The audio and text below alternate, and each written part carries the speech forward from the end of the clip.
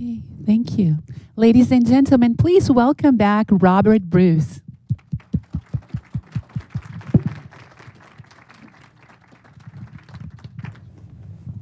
Good morning.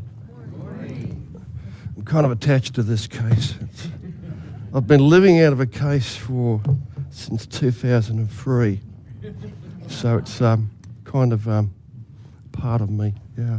And I've learned to keep it by me. I hope you had a good morning. I got some sleep last night, thank goodness. Yeah, I was running an automatic yesterday. I kept forgetting. Morning, Frank. I kept forgetting what I was saying and where I was. And I had a nice little wake-up call from life this morning. It's very important, the attitude you have on the things that happen. I've often wondered how people get locked out of their hotel rooms in various states of undress. And this morning I discovered how. It's when you put the room service tray down outside, the door goes click. That's it. I'm shaking it, boss. I'm here. And thanks to a couple of hand towels and things which were on the tray, I managed to get to the phone, and which was nice, handily placed in the lobby for that kind of emergency. And they sent a very nice young man up to help me get back into my room. But you have to laugh. It makes life worth living. I mean, it can either ruin your day or it can be the highlight of your day. Hey, I got locked out naked in a hotel room. It's like, yeah. Oh, I've had worse ones. And to give you the short version, the last time I presented here, as Frank would know, my publishers had set me up for a talk somewhere, and I thought it was a little bookstore type talk. And I walked into here, and there's a room with about 300 people in it, and cameras set up and microphones everywhere. And I thought, oh, where's our room? Long story short, before then, I'd had some fish and salad and that, which didn't go down too well. And I ended up on stage there talking to this big group, and it was very big, and I wasn't using a microphone. And so people at the back were saying, speak up, you know. And anyway, so my girlfriend was there, Patricia, think a little Canadian chipmunk with a big smile. And she ran up the front there, smiling with this big microphone, and handed it to me. And I thought to myself, I've never used a microphone. So I got this microphone, I tried to use it, and my voice is booming through speakers. It's completely throwing me. And my stomach is, that food didn't go down well, and there's pressure building up in there. And I talked for about half an hour, and it's going on, and I've got the microphone, I'm chatting away and talking, and I thought, no, I'm going to have to get rid of this. And I got people to move forward, and I put the microphone at the back of the table. And I kept talking away, and the stomach's growling away. And I thought, it's no good, I'm in agony, I can't just leave the stage and talking to people and that. So I think, I've got to let some of this pressure out. So I sneak up the back of the room. I did. Big speakers. How to ruin your career in one fell swoop. It's like, things like that happen to you. You can either curl up or laugh at them. And I've been telling that story ever since. Well, a couple of people I know actually saw what happened, actually fell off their chairs and were drumming their heels in the aisle. And my girlfriend went red-faced and was hiding, crying in the corner, thinking, I've ruined my honey's life. It's like with a microphone. No, my daughter wasn't there. That would have been bad. Miss 12, 13-year-old, they're pretty picky. Coughing to the left side of the microphone. And anyway, the longer of it takes me about 20 minutes to tell the full version of that one with full sound effects on it. It's good. But we're very short on time here now. Is there anybody here who wasn't here last night? Do we have a couple who weren't here last night? No? Everybody was here? Yeah? Oh, okay. Right. Well, I need a volunteer up here. Okay, come on. It's ready. Yeah. Okay. What I'm going to show you now is how to teach another person how to feel energy. Now, there's a couple of little tricks involved. It's very, very simple. The important thing, apart from the physical actions and words I do here, is that you actually do it yourself while you're teaching it. There's a charismatic transfer, an alchemical contagion occurs when you're teaching any kind of spiritual technique. If you are doing it yourself while you are teaching somebody how to do it, they will pick it up much, much quicker because there's like that they can sort of feel you doing it and copy it. You know how a good example of how this works, and this applies to all techniques to do with mind and spirit, is have you ever fed a baby when you're teaching a baby how to eat, a new baby? What do you do when you feed a baby? You get a spoonful of applesauce and you go to the baby and you can't help yourself doing it. It's instinctive. You go,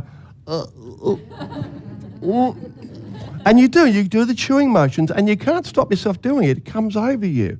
It's a very natural thing. But what you're doing by doing it, the baby's tuned into you and it picks up, it learns how to move by empathically copying you. Now, that same principle, which is very, very solid, a part of us, applies to all spiritual metaphysical techniques. Even to like yoga, if you were teaching yoga, if you were trying to teach someone how to do a difficult position, have somebody do that while you're teaching it, or do it yourself if you can while you're teaching it. And it's very, very effective. I've found the difference between just talking people through the hand exercises and that. Normally, if I do it that way, I'll get probably 75% of the group will get it.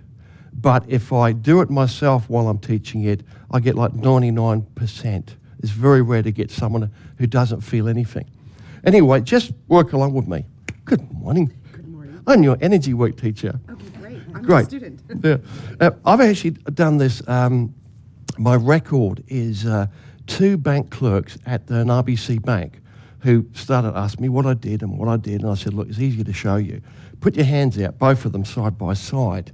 And inside of 60 seconds, I had them both feeling energy to the point where they couldn't type anymore.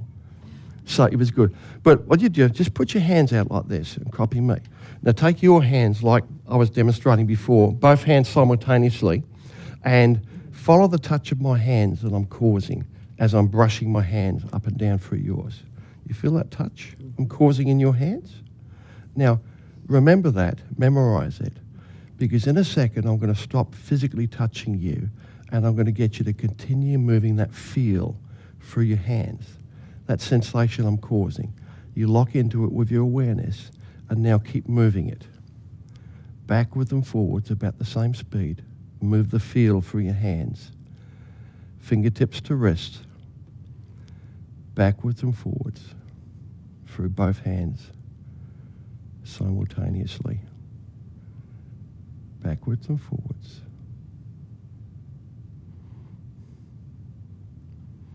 And after about 20 seconds of doing this, you'll start to feel some unusual sensations in your hands. You'll feel a heaviness, a thickness, a fuzziness moving through your hands like you're moving a magnet over it. You might feel a tingling, a prickling, a warmth or a cool sensation in your hands.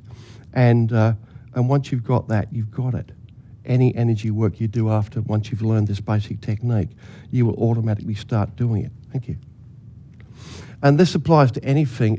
Once you've learned the technique, and you've already learned the basics of moving energy now, here's the difference. If you go along to a Qigong, a Qigong class, Chinese energy work, or something like that, then normally, if you go along, they would teach you some energy work exercises.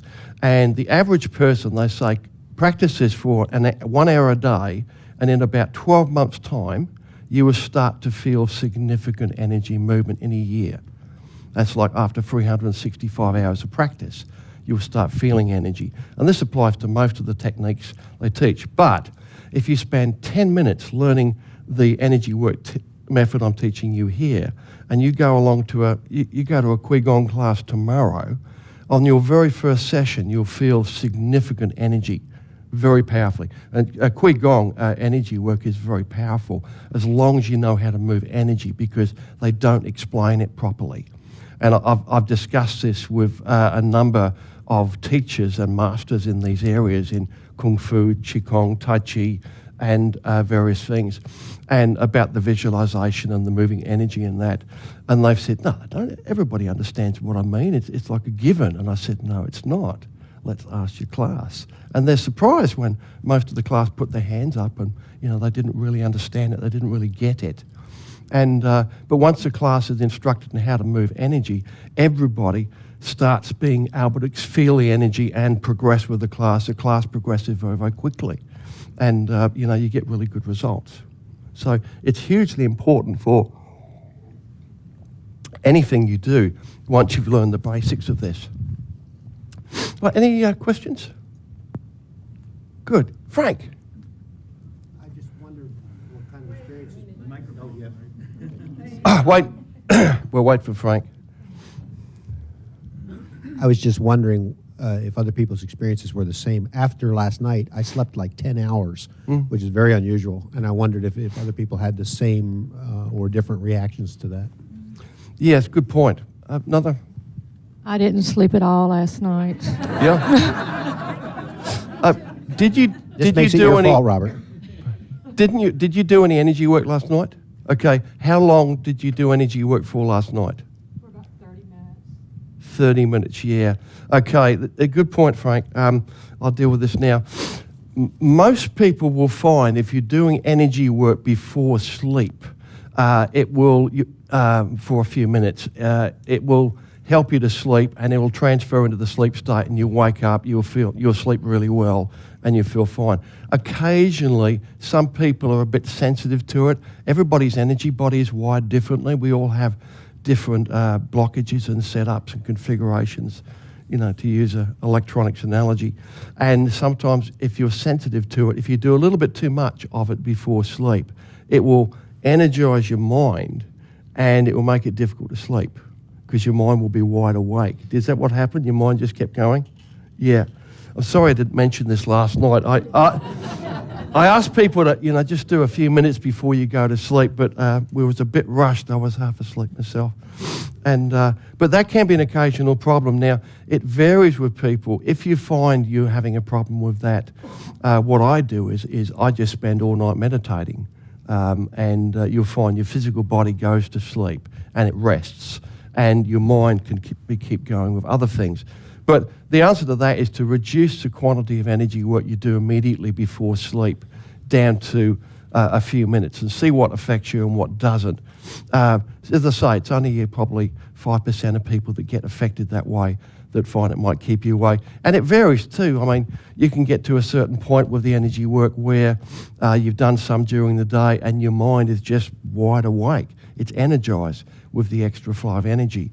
And it can make it difficult to sleep. So do what you need to. I mean, take a sleeping pill, have a nightcap or something, whatever works for you. And but that's, it's not a big problem. It's only an occasional problem with some people, but it's just the quantity you do immediately before sleep. And I learned long ago to keep that to a few minutes before you're going to sleep. I mean, it's a natural time to do energy work, but what happens is, once you get the hang of it, we're going to do some more in a minute, it gets quite addictive. You start working on your feet and your legs and this and that, and you'll find like hours will go by because you're exploring the inside of your body, the different joints and energy centers, and feeling different flows of energy. Oh, what's that? How does that work? And it's so absorbing. You find you can do it for hours. And of course, that can energize you and make it difficult to sleep, and you'll feel tired the next day. So. Yeah, so watch out for that one. Don't do too much before sleep, or learn that if you do too much, it might keep you awake. There's some people it might put you to sleep, particularly if you've got a bit of a sleep deficit, as most people in this country do. Yeah, let's see. Any more questions before we go on? Yeah, one microphone, and then we'll do some more energy work. I wanted some clarification on something you said yesterday. You were talking about your accident and your neck pain and how it was cleared by acupuncture and relieved by acupuncture and how powerful that was. You were talking about the meridian being stimulated. Does your energy work clear meridians or stimulate meridians? And I was wondering why your energy work would not alleviate your pain where the acupuncture would. Do you get my question? Good question. What happened was I do energy work every day, so from the time it happened, I was doing intensive energy work on there. The damage was quite significant. I had a couple of fractured vertebrae and a couple of ruptured discs in my neck. And when I had the scans done on that, there was a note from the radiologist saying emergency surgery required. It's life-threatening. But I was doing a lot of energy work on there, but it wasn't enough. The acupuncture at the time gave it a boost, which helped to relieve the pain. Now, at the time, there was something missing from the energy work methods that I was doing. Now, energy work alone is great. It will focus the energy in your body, and you can use various energy tools and that on it. But there was something missing from it, which is in my new book, Energy Work, and that is the affirmations. That is absolutely crucial to the healing process. The energy work and the energy tools, which are used in the book, you'll find added to that are the affirmations and statements of intention. Absolutely crucial for healing serious disorders. I mean, a bit of energy work alone, if you've got a sore back, just brushing a bit of energy through the spine and slicing it through the vertebrae and that will alleviate it and make it feel better. But if you've got a serious injury there, it needs a bit more. You would focus your awareness in your back. You would do extensive movement, or say in the neck area there, bouncing your energy up and down through the neck and repeating an affirmation, my neck is perfect, my neck is straight and healthy, the vertebrae in my neck are perfect. And you're imagining your neck being straight, because mine was bent into a bit of an S. It was like I was dropped on my head when I was cannoned into the roof of a car, and a crushing injury. And the visualization, imagining your neck being straight and expressing the intention verbally when you're awake, or if you're meditating, do it silently. A mixture of both is required. And that was the secret of getting the miracle to happen when you have something very serious. Like my friend I mentioned yesterday, who had the varicose veins in his testicles, 3 days of intensive affirmations and energy work, a miracle cure. He put the work in, and many hours of affirmations and energy work, and the combination of those I've learned is crucial, because you communicate your intention to your higher self.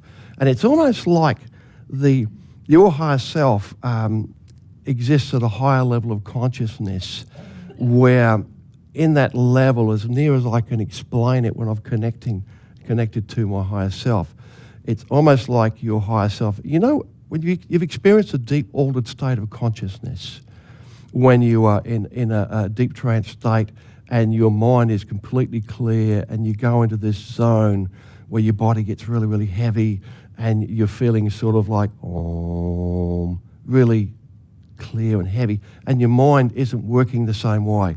And I think your higher self exists like that, only much more so. And it could be our words, when we communicate to it, could sound like a very high-speed chipmunk, blip, blip, blip, blip, blip, running around here, and they're saying this, saying that, and there's kind of a default, a buffer zone, a common sense barrier between our stated intentions and the manifestation process, which is very, very wise, because we wouldn't want our thoughts and words and intentions to manifest immediately. I mean, you have a bad day and get angry with somebody, you might think something horrible about them, hope you fall down the steps and spill your milk or something. And you wouldn't want that to happen. You're just having a bad moment. And and you might also wish for things which would be bad for you, you don't really want. And So there's kind of a buffer zone between stated intentions and the manifestation process being triggered. And working with that, the repeated affirmations, working through your higher self, there was a formula of the amount of work, the amount of time and energy you put into affirmations and energy work, focusing the affirmations with your body awareness makes it much more powerful. So working on the neck, you focus your awareness on the neck and you would do a bouncing action or a slicing action or both, and wrapping action, anything you can think of on the injuries. And while you were doing that, you were saying the affirmations to focus that intention and make it much more specific for the healing intention. And you get to a certain point and it starts to happen. I mean, I've done a lot of this over the years. It didn't really come together for me until about 12 months ago. It was January 19th, 2008. I woke up one morning and I thought, I'm dying here. I'd ruptured a disc. I was really run down for overwork. I wasn't feeling well. I was tired. I ruptured a disc in my lower back through coughing because I was developing pneumonia. My lungs were filling up with this, and my eyesight was going. I'd come down with diabetes type 2 in the year previously, almost coma level blood sugar, and all this other stuff here. And I thought, I'm dying. It doesn't feel very good. And then there comes a time when you have to walk the walk. And I kind of know how this works, so I'd put the intention out there that, okay, I decide I don't want to die here. So I decided, okay, I want to live, and I'm going to use everything I know to make this happen, to heal myself. And so I thought, right, it just sort of came to me, start the affirmations. So I started affirmations, intensive affirmations and energy work on my body. And I'm doing 12, 16 hours a day, straight off. I tend to overdo things when I do them. And that can have a positive and negative attribute. In this case, a little bit of OCD helps as well. Yeah, it does. It's actually a positive way. If you have a bit of OCD or Tourette's, you put that into affirmations and you start doing compulsive affirmations. And it's really positive. Anyway, 24 hours later now, an important part of the manifestation process, and in this case for self-healing, is to be vigilant. Now, life is a fluid metaphor around you. It is not what it seems. It's way more fluid than we think. It appears to be really solid and, grounded, and the laws of physics apply and everything is known, but it's not. It is just as fluid as the astral dimension. We have like a consensus view of life and a consensus belief in life, which kind of locks it in because we all believe it's really, really solid. But if you step outside of that consensus reality, you step into the greater reality, and Kansas goes bye-bye. It's really, you're living in a place of magic and hand of God. And just a minute.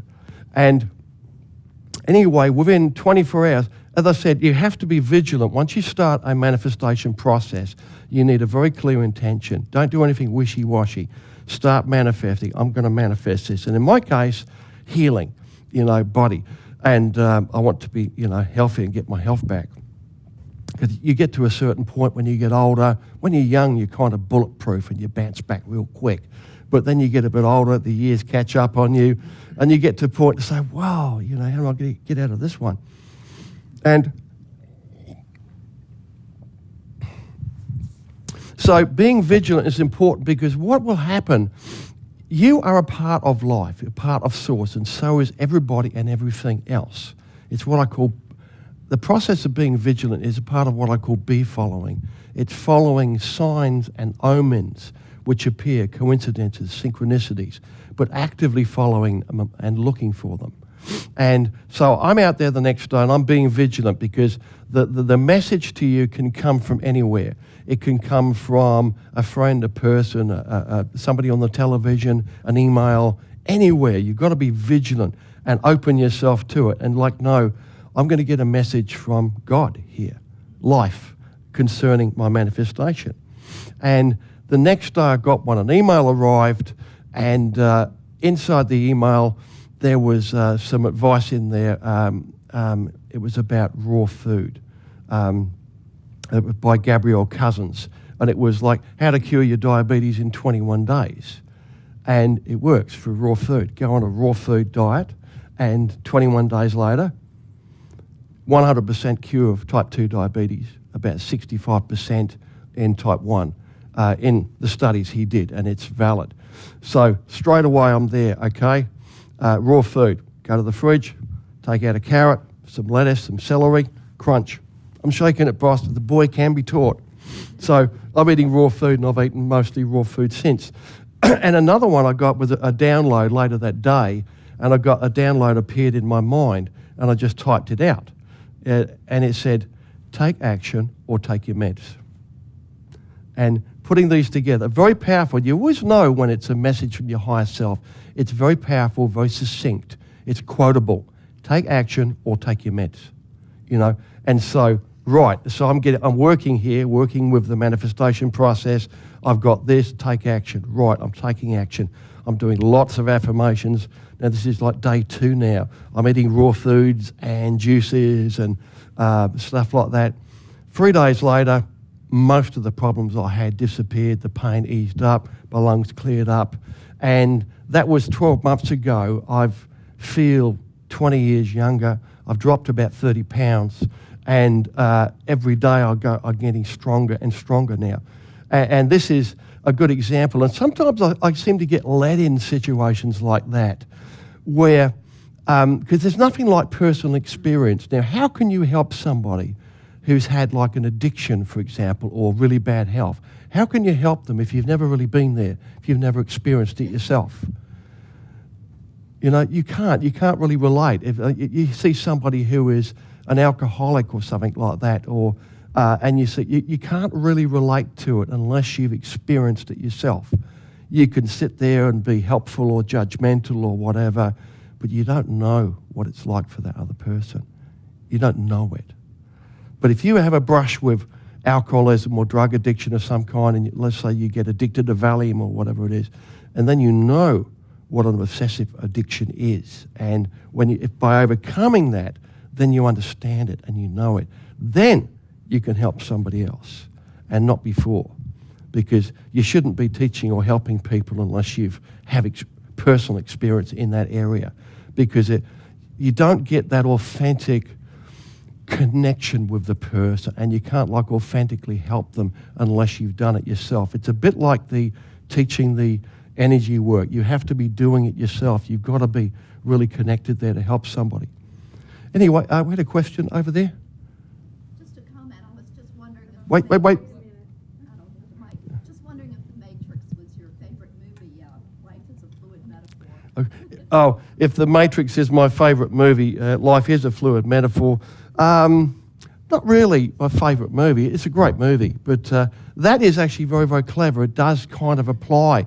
You can use that analogy of the Matrix frame to life, because life is, when you start to understand it at the grassroots level, when you peel back the layers of physical reality and you step into the greater reality and you start lifting the hood and looking at all the wires and things, it is very much like a computer program.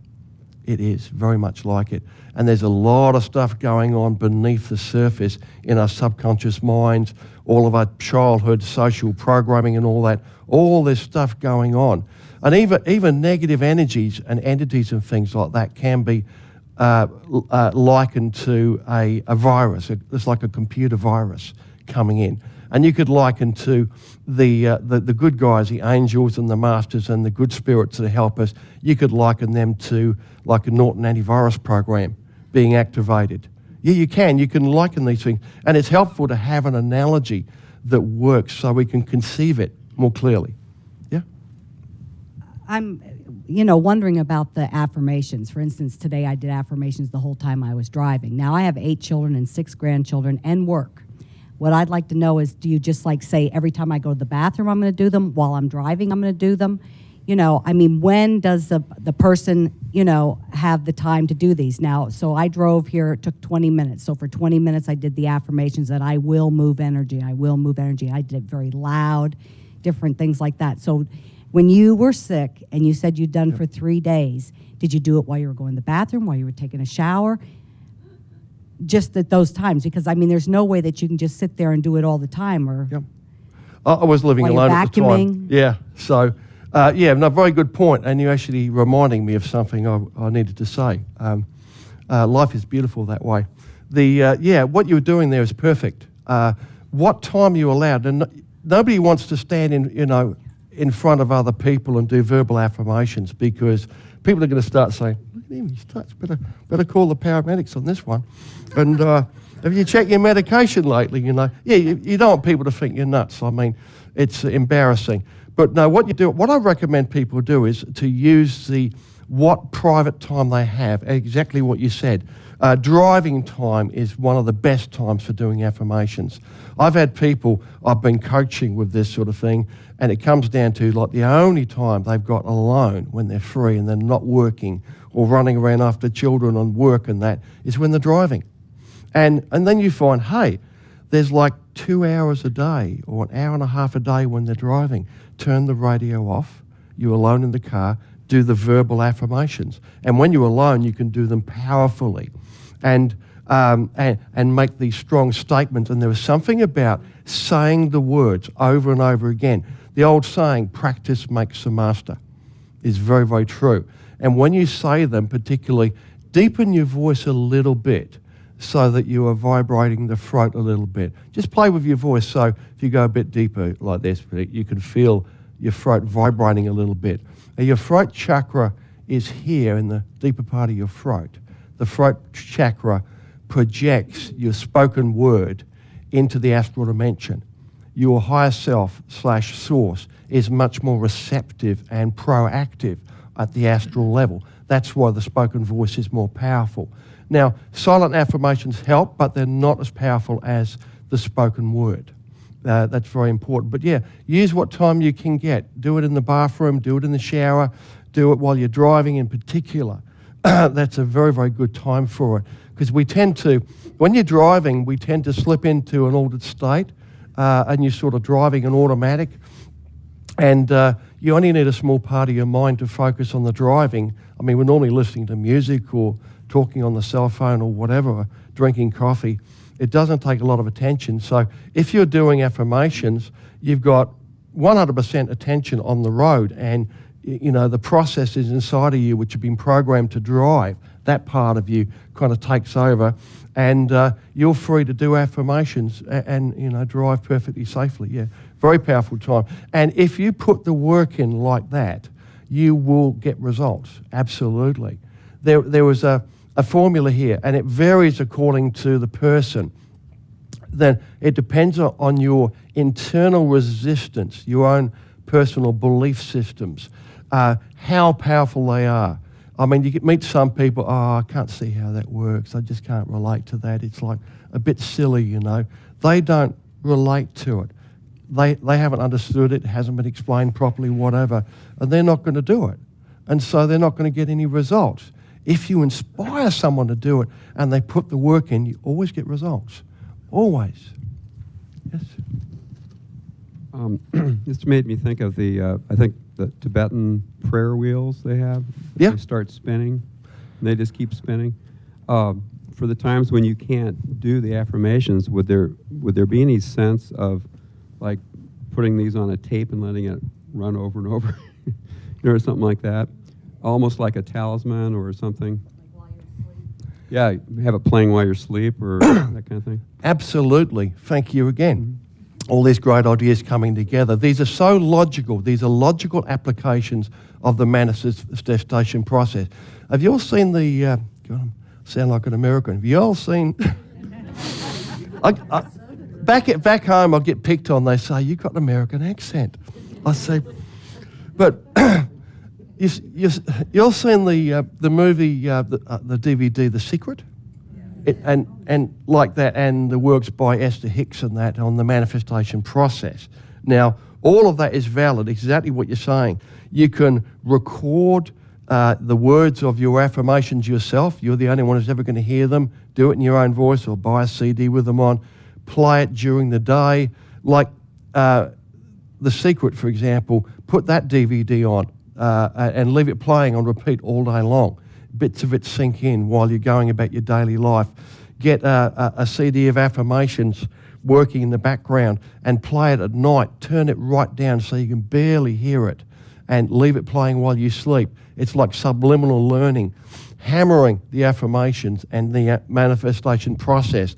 Write notes to yourself.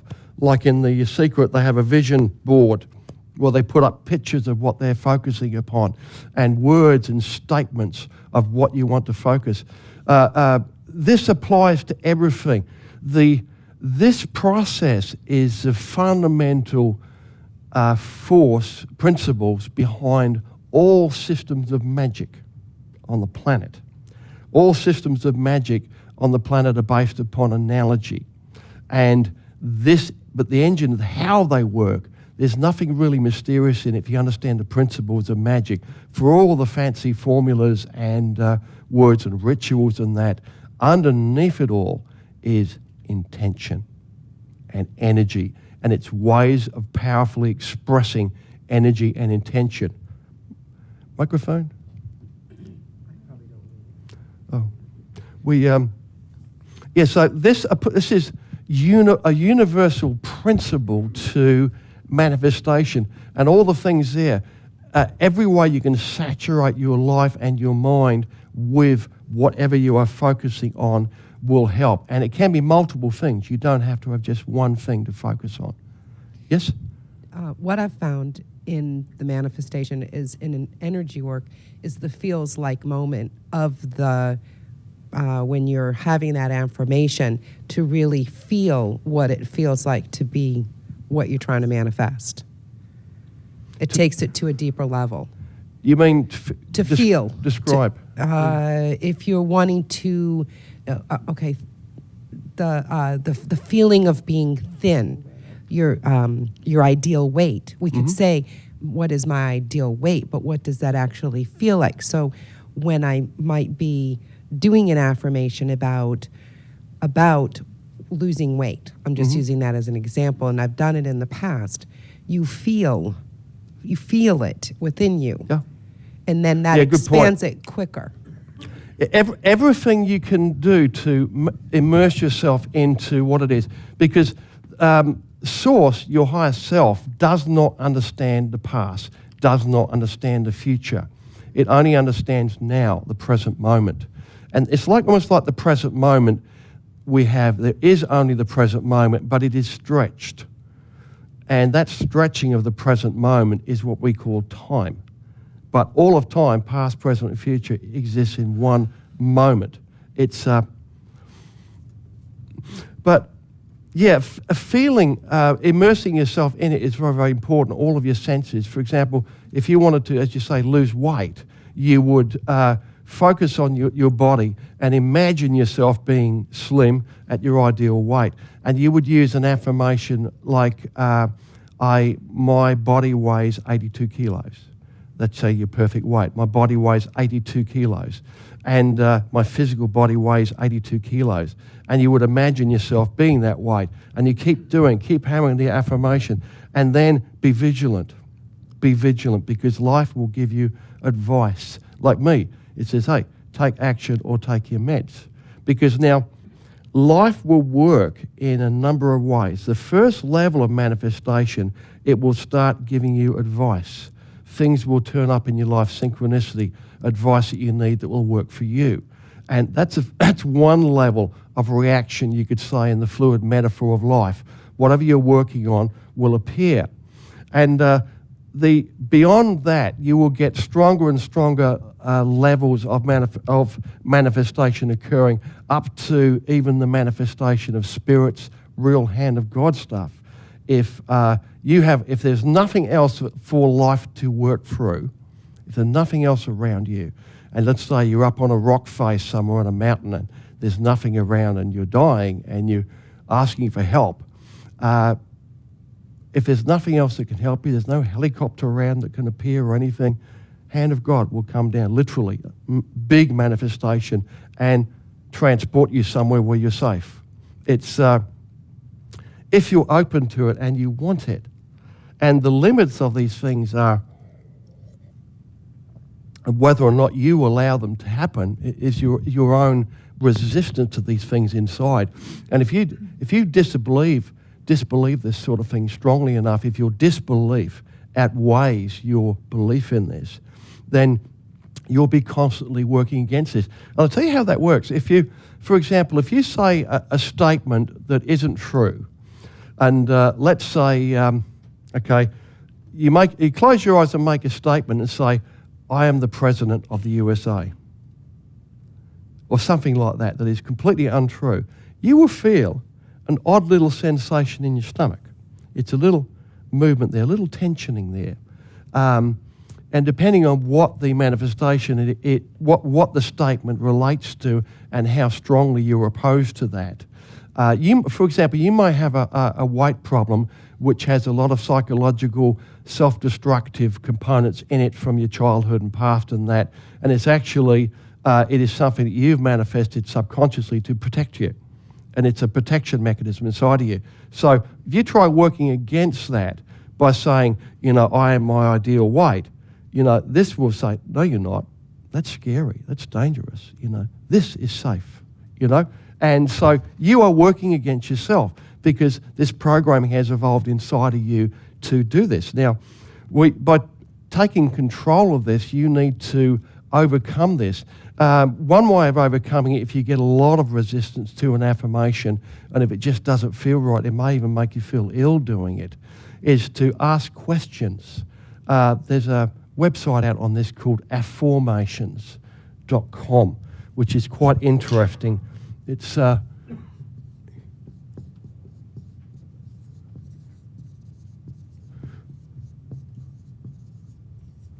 think it's .com, which I came across a couple of months ago, which I found helps a lot of people. And the principles here is very, very similar. Now, affirmations have to be present tense, active now. So you can't say, I am losing weight, because that's in the future or something. You say, you are your perfect weight. Or let's say if you have your eyes are bad and you want to improve your eyesight. You don't say, my eyes are getting better. You say, my eyesight is perfect. My eyes are clear and sharp now, in the present. But this is a way of getting around internal resistance by asking yourself questions, positive type questions. And for example, you would say, why am I so slim and healthy? Why is my eyesight so clear and sharp, and asking questions. And that causes less resistance in your stomach. And your stomach, by the way, contains, I think, as much neuromaterial as your brain does. And a lot of scientists believe that this is what they call the second brain. And there's a lot of evidence to support this is actually where your subconscious mind exists. Subconscious mind / source is like focused here in the stomach. Massively important. What about EFT, Gary Craig's EFT, which is, tapping while you're speaking, affirmations? My son practices that. He's a psychologist as well. He gets a lot of good results with it. And again, by the tapping they do on the meridians is obviously helpful to the process. But the affirmations they do while they're saying it are a part of that process. You take away the affirmations, and you and you don't get the result. You have to say the affirmations. So if you've got the right meridian to tap, and if you're saying, I weigh 82 kilos, my weight is this, or, I breathe only clean air, whatever you're trying to manifest, the affirmations are an important part. But everywhere we go, everywhere you look at this process, whether you're looking at the realms of magic, ritual magic, witchcraft, whatever, various different types of manifestation, EFT and that, it all comes back to energy and intention and affirmations. Sort of like words. Universal law. Like begets like, you reap what you sow. Absolutely. I mean, if you look at all of these things, there is a universal principle here at work, underlying here. Now, The beauty of this is once you understand a principle of this, you know it. It's a part of you. You own it. You own the manifestation process. You know it works in your heart. Well, I can do anything. You literally can. As I was saying yesterday, the development of psychic abilities and things like that, apart from the energy work, and that helps, yeah, sure, and the exercises and that, because we all need to learn how to achieve altered states and move energy and things like that, yeah. But you have to keep in mind here that we all have 100% natural psychic abilities. These are things of the spirit, which we had, before birth, which is the part of us. But these things are blocked away from us. We got this set of filters to block us, our perceptions from the greater reality. I mean, you wouldn't want to be seeing spirits and auras and that all the time. As I said, it's like becoming schizophrenic. But if you start doing affirmations, say if you want to develop visual clairvoyance, you will find by working on the manifestation process that way with affirmations, you will find you will start seeing auras more frequently. And when you do, it's important to express gratitude and say, wow, I can see auras. I love to see auras. It makes me really happy. Thank you. I'm seeing auras. And catch on to that. And that works with the direct affirmations here, because when it starts to happen, you've got to notice it and acknowledge it. And then you find it gets more and more powerful. And then you'll start to see a bit more and a bit more and a bit more, with a few leaps and bounds here and there. As I was saying, when I looked at the heart chakra, my first view of the heart chakra was mind-blowing. I was saying, wow, now I understand where these drawings and these ancient texts and that came from. I used to think they're like, I don't know, metaphorical, artistic representations of them with all of this cultural stuff put into it. I mean, has anybody really understood those ancient drawings of chakras and that? Where the 12 petals and all this and the different deities and that? It doesn't make a lot of sense to the Western mind. But when you see it, then you say, wow, this isn't just a cultural thing. This is what it actually looks like. It's like the Kundalini snake. It's easy to think that is a symbolic thing, but when you experience it, you feel it moving through you. It's like, whoa, that feels like a big snake coming up through me with the big hood up here. And that's what it feels like. So there's a lot of misconceptions about this in the Western mind, just because we don't have a really good frame of reference for these things. No one's really understood it. Because most people you find, the teachers on their subject and that, they can't explain or teach something that they don't really know, that they don't own. If you've learned from other people and you put it all together, you could write a brilliant book on this, but the person that wrote it may not really own that. They may not really know what that is like. They've done research from different areas and put together, what they think or believe to be true, but they haven't actually directly investigated that and probed into it. So that's a different level of understanding, which I think the Western world desperately needs, because this makes everything work. Everything that you believe in, it makes it work. He was next, right? Hello, I'm Eduardo. You got a very good point when you were talking about affirmations and the emotions that you were feeling on the stomach. I mean, I would think that if everything is energy and you're feeling that emotion there, you could use energy work to get rid of that emotion, and then you would be aligned with what you're saying with the affirmation.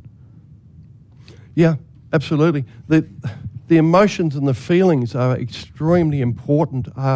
When you to work with that and branch off a little bit here, when you start working with doing the inner work, and the inner work, apart from energy work and all that, which is great, it gets all the energy moving and helps us connect with our body and that.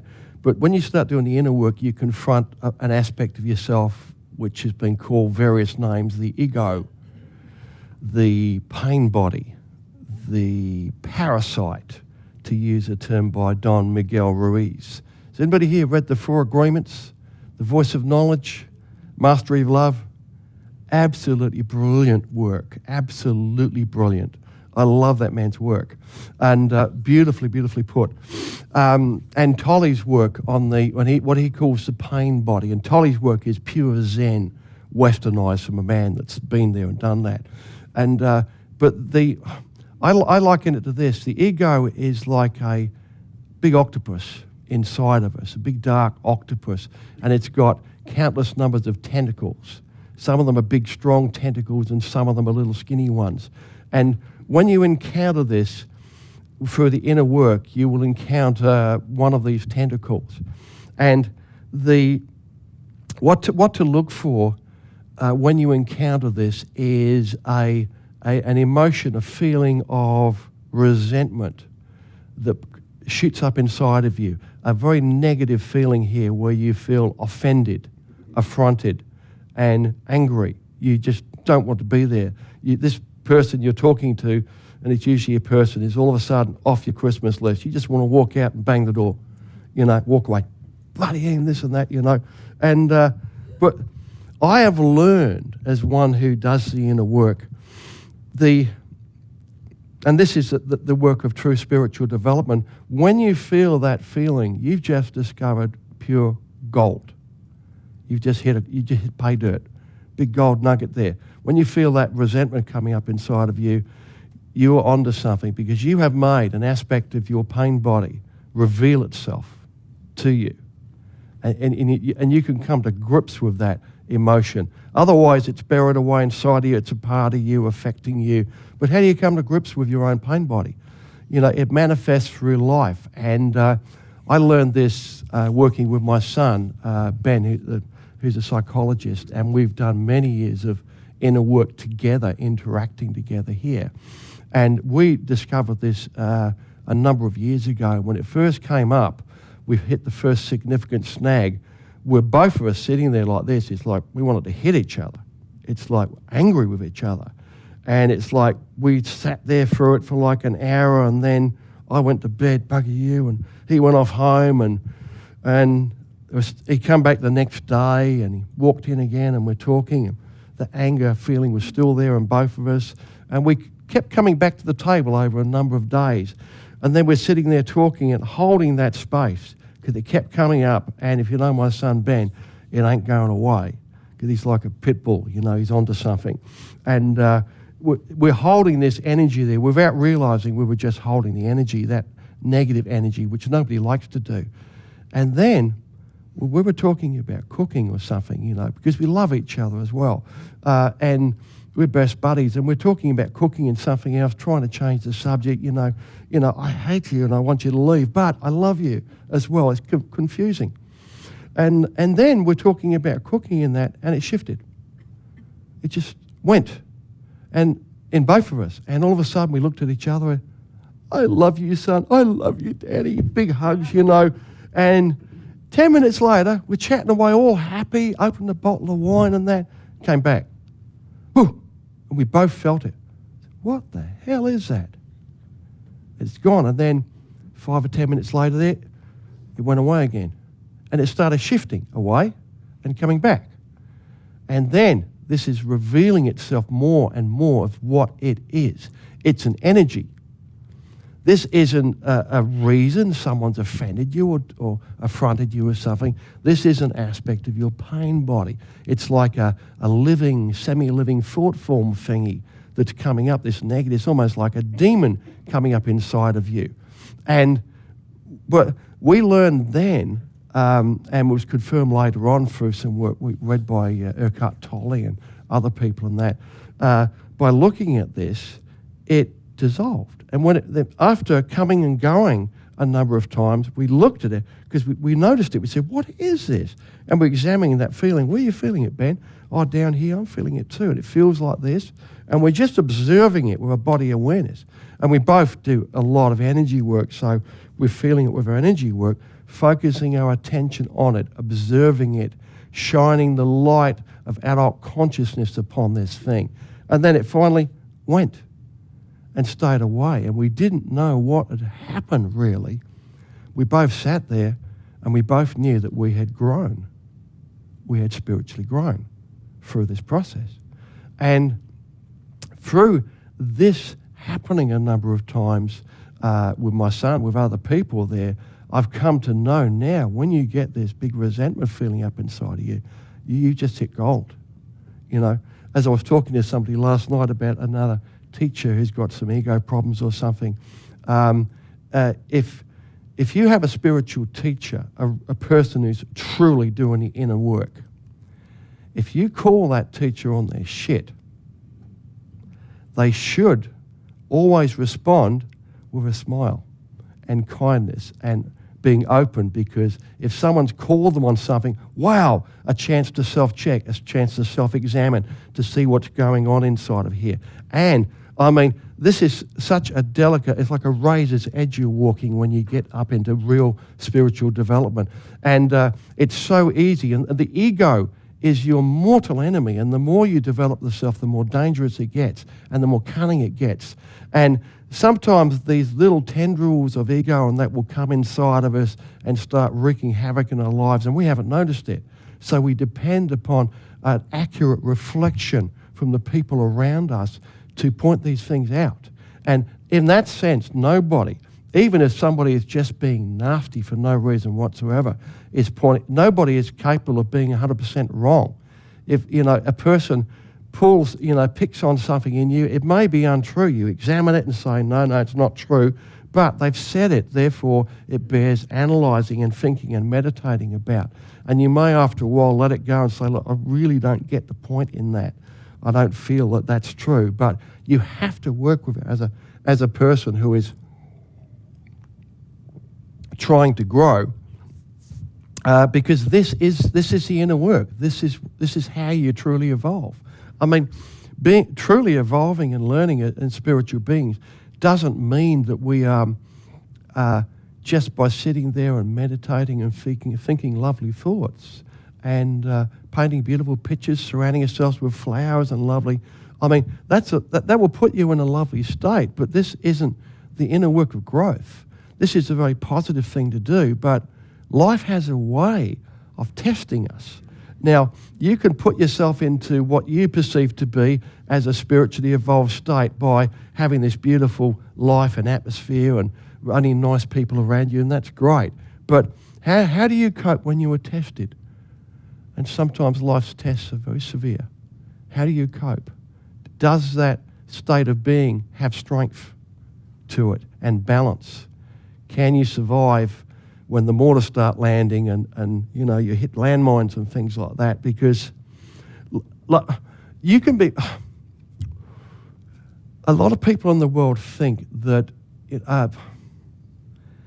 as an analogy, imagine that life is walking across a beautiful field on stepping stones, and you're going from one stepping stone to the other, and they're really, really pretty, and all around the stepping stones are landmines.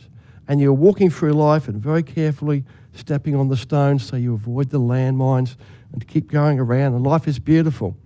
But you can do that, and you can work your way through life thinking, yeah, life is lovely and I'm all spiritually evolved in that.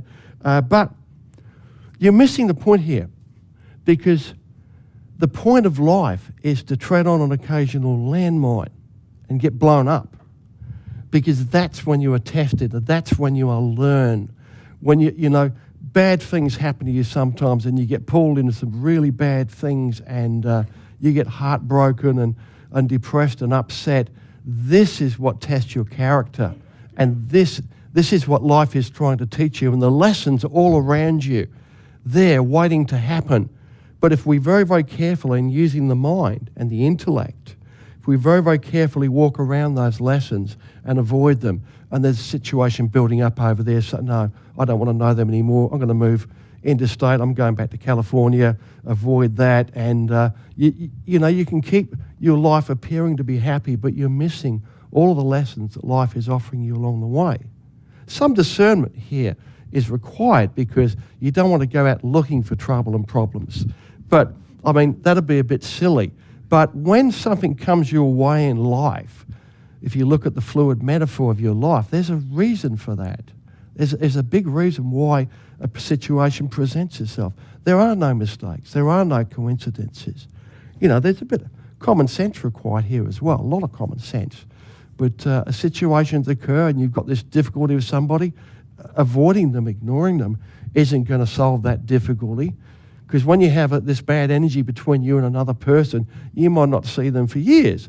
And then you bump into them again, and within a couple of minutes, bang, up it comes again. Because it's unresolved. And you've got this aspect of your pain body and theirs reacting, with this negative energy. Now, if you know the person well enough, or if you can do this, sit there and hold that energy. I mean, even if you're just sitting there talking about the weather, hating each other secretly, whatever you're doing, just keep that energy there and observe it and feel where the energy is in your body, what it's doing. This is key, focusing your body awareness on it and looking at it. Now, I know what that is, and it hurts. It's brutal. It can be really painful, and it's a true test of courage sometimes to stay in there because it's awful. But if you do, know this, it will shift. You are dissolving that aspect of your ego. And this aspect is taking up this big space inside of you where there's this big shadow that you didn't know existed inside of you. And when that shifts and dissolves, it will dissolve it. It's destroyed. And that has left a big hole inside of you. And when you disturb or dissolve an aspect of ego in this way, you will find that hole that's left inside of you is a place that you don't occupy because it was occupied by this big negative energy. That can cause a feelings of emptiness, depression, dark night of the soul kind of thing. But when you go through this process, recognize that when it happens and know that you are quickly growing to fill that space inside of you because you've just had this big negative energy type tumor dissolved inside of you, and your body will grow to fill the space in a reasonable time. It might take a few days, a few weeks, and then after this has happened, you will feel yourself, hey, your voice is a bit stronger, you step a bit more firmly, you look people in the eye a bit differently, you feel a bit more balanced, and you have grown. And this is where the spiritual growth lies. It doesn't, it's very easy to make, you could say, spiritual progress on one level in like an ashram monastery setting because your life is kept away from you and there's only your work and the flowers and the music and the meditation and that. And it's lovely and you can make a lot of progress. And this is quite well known. But and over years, you can reach a very, very high level of connection with your higher self and that. But you step out of that monastery into real life, experience a bit of traffic and a few people and that, and it's, give you a couple of weeks, see how good you are. How good are you at keeping your balance, that inner calm, whereby somebody can be really, really upsetting or attacking you or something like that. And when you can genuinely smile without trying to be irritating or offensive, and inside have a good warm space in your heart for that person because you realise that your brother or your sister, this is a person who is a part of you. It's very ho'oponopono. This person who is a part of you is criticising you, annoying you, testing you, maybe testing you to see how balanced you really are. And sometimes this testing can be pretty severe. And if you can hold a smile in your heart, and you'll find people will look at you and they'll know. If you are truly spiritually grown, you have this beautiful balance and poise about you. You can't be shaken. You can't be easily knocked out of that state. And this is a difference. You see people like the various monks and people like that who are truly spiritually evolved. They have a very robust state of being and balance. It's impossible to shake them, to ruffle them, to upset them, or how do you upset people? You normally pick their, tread on their toes or their ego in some way, or insult them in some way. Now, in order to be insulted, you have to take offence, to take something personally, and normally that is an automatic reaction that comes up inside of us. But if you have these things under your control and those energies under your control, so you don't get an automatic response of negative energy to these things here, you can choose how to respond, and you can choose with this and with this, how you're going to respond, what's best. And sorry, I'm digressing here. And so this is why I love to teach, because every time I teach, I learn something. Half of what I've said to you here today, I've never thought of before, not in that way. And I always learn something new about this, and and I suppose it is a bit selfish, really, because I get to do a lot of workshops and that like this. But sharing with you, I hope all of you also are learning something from the interchange between us here in this room here as well. And I could tell by the smiles around here that some of this is getting in. And isn't it wonderful? Because this, when you strip away all the stuff out of it there, it's true spiritual growth and development and being is very, very simple. Children know more about it than we do. They know it. They couldn't put it into words. They couldn't articulate it very well. But we have a sort of a need to do that, and we usually complicate the hell out of it and write all these books and manuals and things, and these gorgeous charts and PowerPoint presentations and that. But if you throw all that away, you get down to it. It's very, very simple.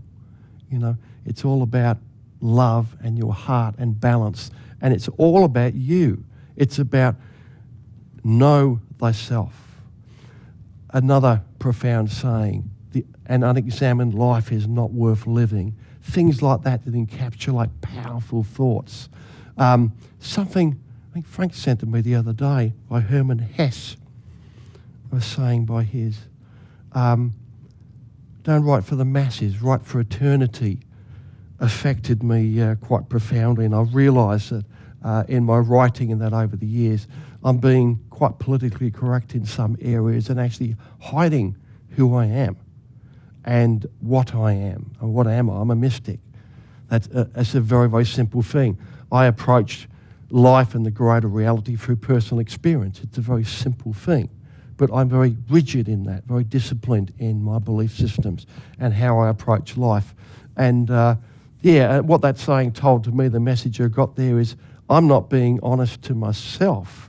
I'm not living an honest life because I'm being too politically correct by not saying this, not wanting to offend that, whereas I should focus more on just telling the truth. And if somebody takes offense to something I say, then it's like, that's your business. That's not my business. I'm just telling the truth the best I can. And by the way, anything I say here is open for debate, and feel free to call me on my shit anytime you see it. I love you for it. Yeah, I'm absolutely open to that, as you can see, and I really am too. It's and it's most refreshing. I love being me. Do you like being you? Do you, all of you, have you ever thought about this? Do you love yourself? All of you? Does anybody here not love themselves? Oh, a hand went up, yes? Anybody else here who does? If anybody who's not thought about loving themselves here, I mean, there'll be some of us here. One of the most profound things that I've learned, and I learned this a couple of years ago or less, it was in a group very much like this, and the question came up, and I thought, I'd never really thought about it. You talk about it, you hear about it, you read about it, but have I ever, thought to myself, Robert, I love you, and really give myself hugs. How do you do that? How do you love yourself? This is not conceit. How do you love yourself? And then you start feeling out ways to do that. Well, you love yourself. You say loving things. I give myself hugs. I tell myself I love myself a lot. Repetition helps, because if you don't feel that you love yourself, because there's things about you you'd like to change, and that things that aren't quite right. I'm too fat, I'm too skinny, I'm not pretty enough, I'm not rich enough, I'm not smart enough, whatever. There's subconscious resistance to that. This is like a self-abusing state. We're injuring ourselves by not loving ourselves, by feeling this lack of self-worth and that about ourselves. But it is incredibly important to love yourself. Your higher self and source inside of you live in the eternal now, in the present moment. they live in this state of a very, very positive, balanced state, which you could call love. Is a big aspect of that, which is love. And that there is a harmonic here coming from the divine, which is a very balanced, loving moment, a state, a vibration here. Now, if you don't love yourself or don't like yourself, and there's you have this mixed feelings about yourself and that here, you are not in tune with this vibration, with this divine vibration coming down into you. You're out of tune with it. And this is a good thing if you recognize it, because once you recognize this, that you are out of tune with life and the divine around you, once you recognize that, then you can do something about it. You can take action. You can to work on this. And if you start loving yourself, you start to respond. Your mind starts to respond. Your body starts to respond. And I mean, doing positive affirmations for yourself to help yourself to be a better person, to improve things in your life, to attract the things in your life that you want. These are all steps in loving yourself. But you have to think about this, and I recommend you all think a lot about this and meditate on this, about loving yourself. It is incredibly important. And it's not, as I say, it's not about conceit. It's not about anything beyond a very, very healthy love for yourself. And this love of yourself is very, very important. It's very, very healing. It's very, very nurturing. It's all about spiritual growth and balance if you allow that love to spread through you to every part of your body.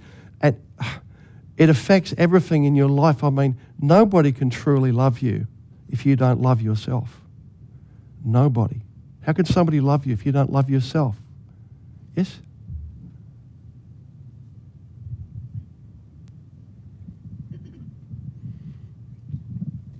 When you're talking about loving yourself, are you referring to your higher self, or are you referring to your ego body, or are you referring to both?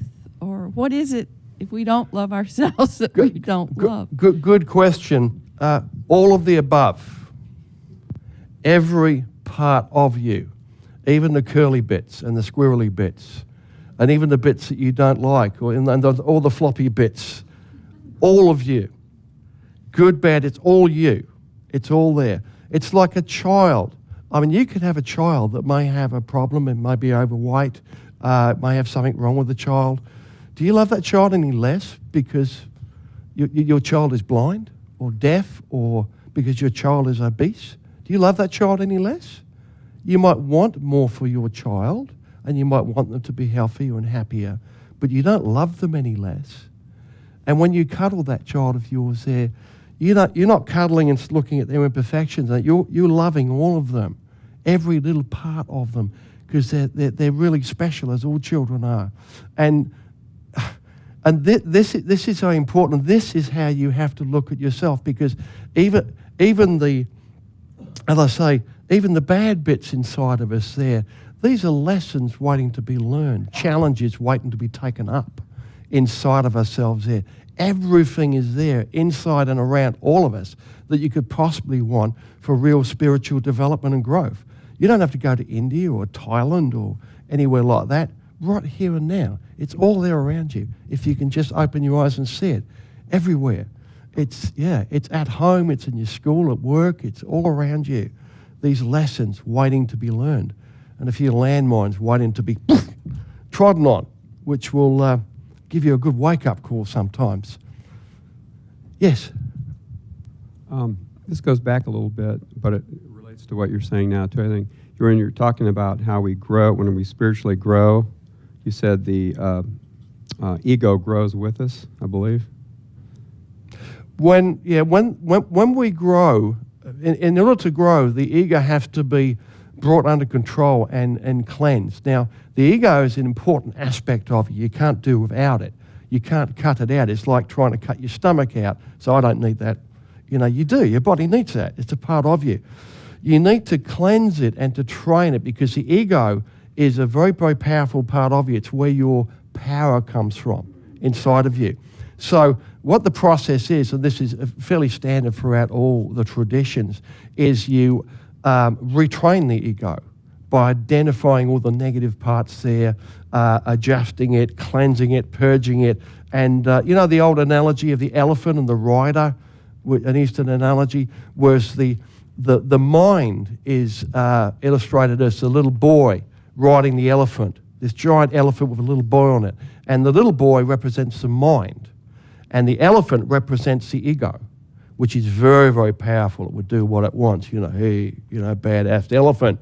And the little boy up there, how can he possibly control it? It's the mind. The elephant down here, it's what, yeah, I want food. I'm going to eat now what I want. And the little boy is saying, no, you're getting too fat. We got work to do. And it's like, but through a process of very intelligent training, the rider, through various methods, denying food and giving love and things like that, trains the elephant to respond to its wishes. And the end result after this training, which can be very, very difficult for both of them, the end result is they work together in harmony.